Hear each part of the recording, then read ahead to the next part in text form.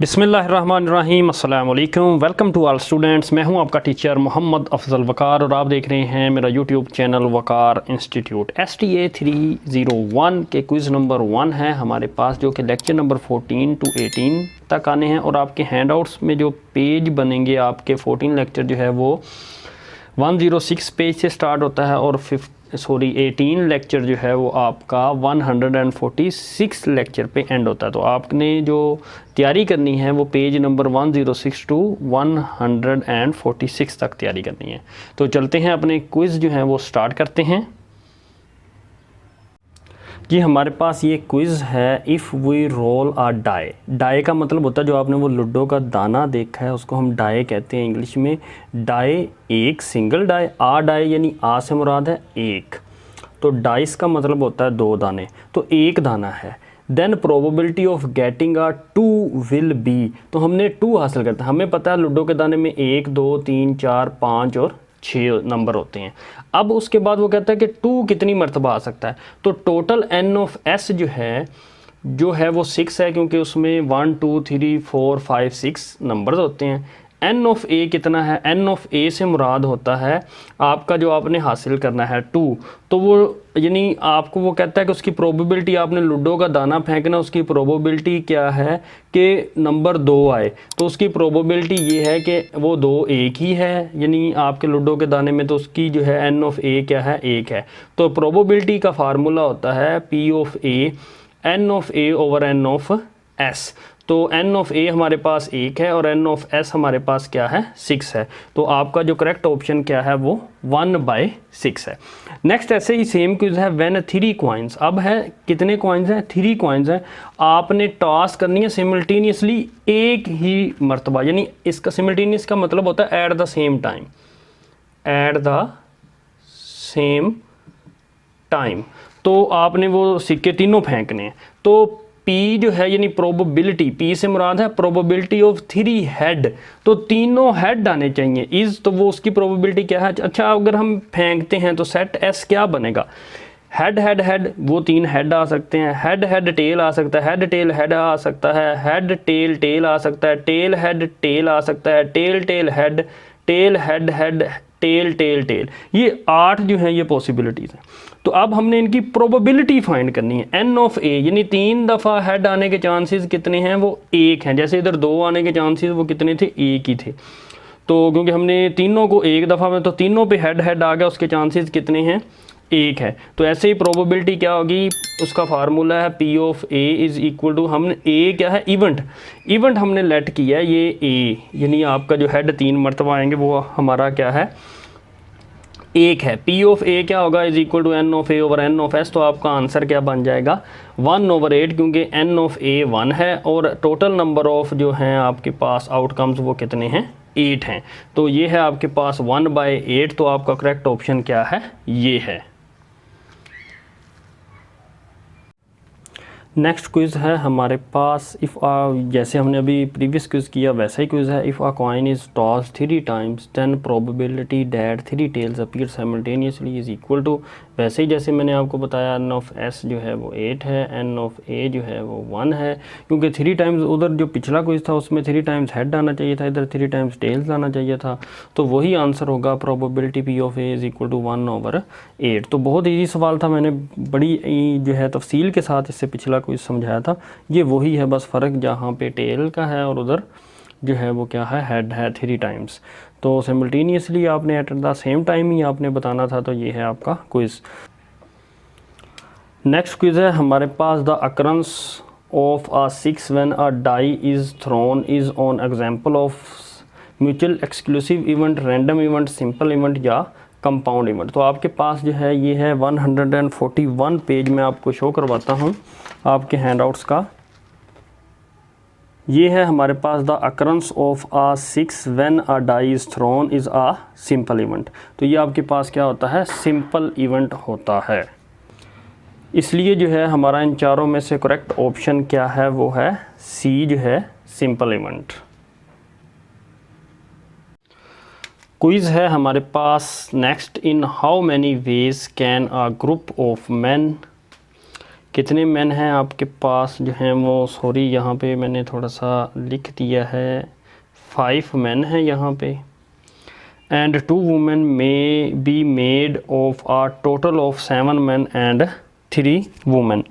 तो ये जो है आपका कैसे इसके वेज कितने बनेंगे, नंबर ऑफ वेज जो हैं वो आपके पास 7 मैन हैं, तो आपने ग्रुप बनाना है 5 मैन का, तो 7C5 और 3 वुमेन है, और आपने ग्रुप बनाना है 2 वुमेन का, तो 3C2 जो है तो इनको आपने मल्टीप्लाई कर देना है। आप इसको सॉल्व करेंगे तो आंसर आएगा आपका 63। मैं आपको कैलकुलेटर से आपको शो करवा देता हूँ, इसका आंसर मैंने सॉल्व किया है। तो ये आप देख सकते हैं कि 7C5 मल्टीप्लाई 3C2, तो आपका आंसर क्या आ रहा है 63। तो हमारा जो है ये करेक्ट ऑप्शन क्या है, ऑप्शन ए, यहाँ पे हमारे पास करेक्ट ऑप्शन है। नेक्स्ट क्विज है हमारे पास, in a linear regression the degree of scatter of the observed value about the regression line is measured by. तो ये जो है क्या है, तो ये जो है किसके ज़रिए मेजर की जाती है, स्टैंडर्ड एरर ऑफ एस्टीमेट। तो ये आपके पास डी ऑप्शन करेक्ट है। अगर आप आपके हैंडआउट्स हैं और पेज नंबर 122 पे आप अगर देखें तो ये आपके पास जो है ये लिखा हुआ है, the degree of scatter of the observed value about the regression line is measured by what is called the standard deviation of regression or the standard error of estimate of y on x। तो इसका correct option है आपके पास D, मैंने अभी आपको show करवाया। Next है हमारे पास positive correlation coefficient R. Correlation coefficient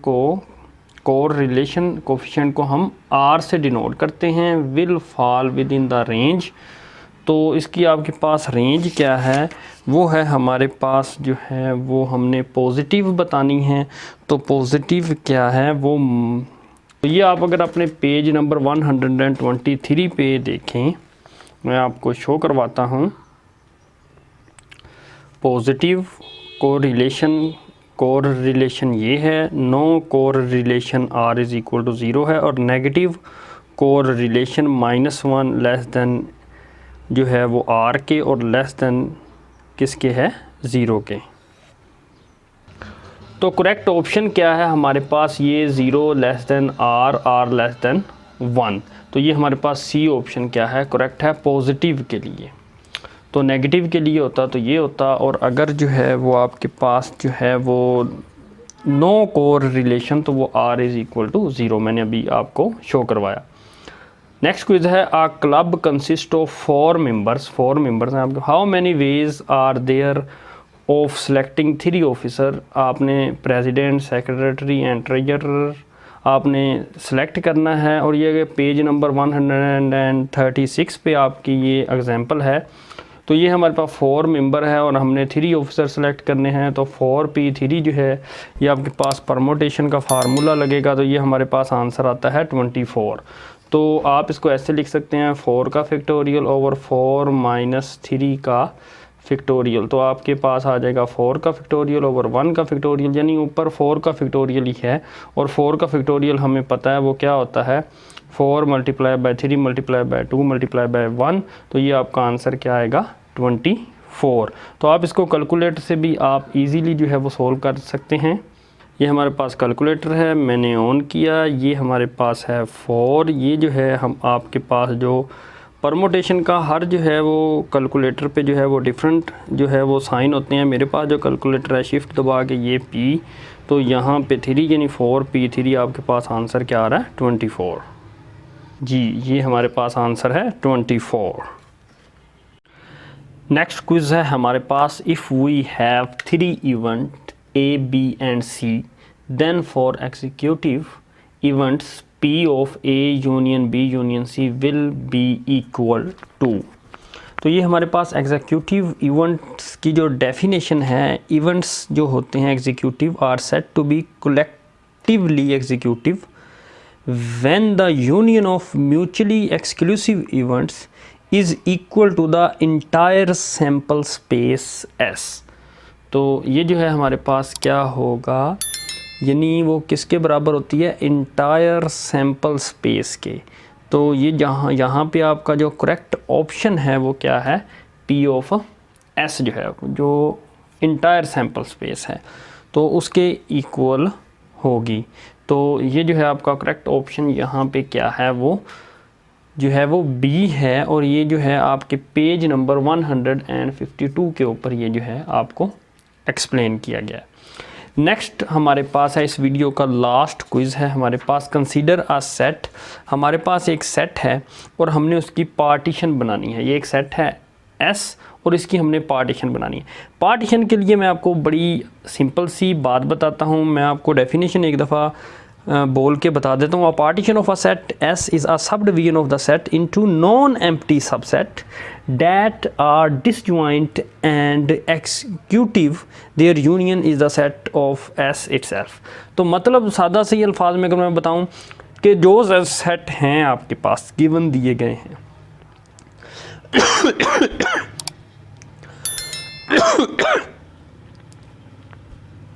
इन दोनों का यूनियन लें, क्या सेट S बन रहा है, जी बन रहा है, पहली शर्त ये। दूसरी शर्त इन दोनों का इंटरसेक्शन लेना है, तो क्या खाली सेट जवाब आ रहा है, इसलिए आपकी पार्टीशन है ये। अच्छा यहाँ पे मैं बात बताता हूँ, ये क्या है, इन दोनों का यूनियन लेते हैं तो S बन रहा है, इन दोनों का इंटरसेक्शन लेते हैं खाली सेट है, तो फिर ये क्यों नहीं है पार्टीशन। ये इसलिए नहीं है क्योंकि नॉन एम्प्टी सबसेट होने चाहिए पार्टीशन के लिए, नॉन एम्प्टी। तो ये आपका क्या है, एम्प्टी है। अगर हम इस ऑप्शन की बात करते हैं तो इन दोनों का यूनियन जो है वो तो चलें S के इक्वल है, लेकिन अगर इनका इंटरसेक्शन ले तो आपका C कॉमन आता है। ऐसे ही इन दोनों का इंटरसेक्शन ले तो आपका क्या कॉमन आता है, A कॉमन आता है। इसलिए जो है वो आपकी पार्टीशन, जो करेक्ट पार्टीशन है वो क्या है, ऑप्शन A है। उम्मीद करता हूँ कि ये वीडियो आपको पसंद आई होगी। For more video subscribe to my channel and stay tune with Waqar institute. Thank you, जज़ाकल्लाह।